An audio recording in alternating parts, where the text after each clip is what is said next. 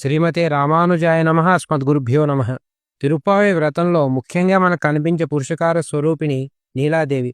ఈమెనే నప్పిన్నై నప్పిన్న పిరాట్టి అని కూడా వ్యవహరిస్తారు. ఈమె ఎవరు అంటే మహాభారత అంతర్గత హరివంశంలో ఈమె యొక్క చరిత్ర మనకు కనిపిస్తుంది.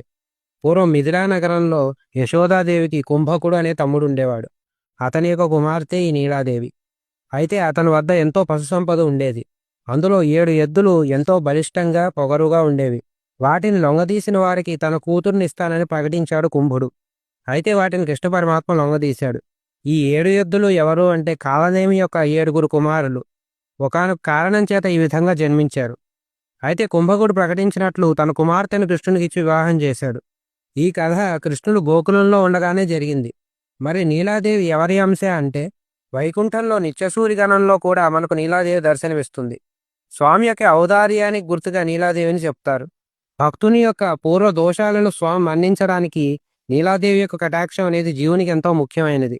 అంతేకాక వేదముల్లో కూడా నీలా సూక్తము అని పాంచరాత్రాది ఆగమాలు కూడా నీలాదేవి యొక్క వైభవాన్ని మనకు తెలియజేస్తాయి.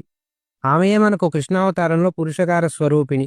అందుకే గోదాదేవి కూడా ఈమె యొక్క పురుషకారాన్ని కోరి 18, 19, 20 పాసురములలో ఈమె యొక్క వైభవాన్ని చెప్తుంది. ఆండాళ్ళ తిరువడిగలే శరణం.